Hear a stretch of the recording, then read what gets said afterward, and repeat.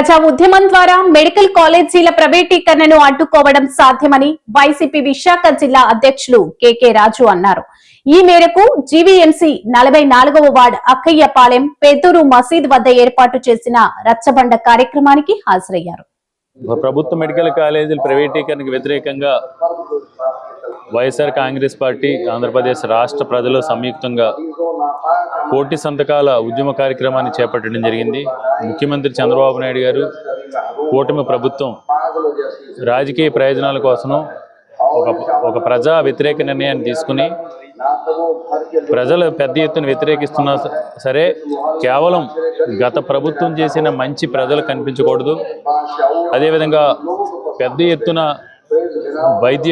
వైద్యాన్ని వ్యాపారం చేయడం ద్వారా చంద్రబాబు నాయుడు వెనకన్న కొంతమంది దెబ్బేదారుల్ని రాజకీయంగా ఆర్థికంగా బలోపేతం చేయడం కోసం తీసుకున్న ఈ దుర్మార్గపు నిర్ణయాన్ని వ్యతిరేకిస్తూ సంతకాల సేకరణ కార్యక్రమం జరుగుతుంది.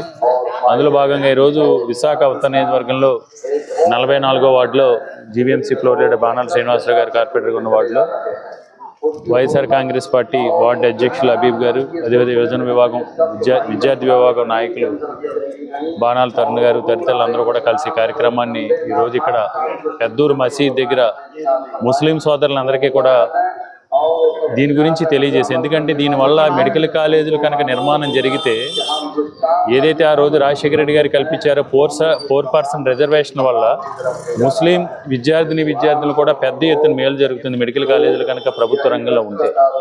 దాన్ని కూడా వాళ్ళందరికీ కూడా తెలియజేయడం జరుగుతుంది. అది చెప్పు అభి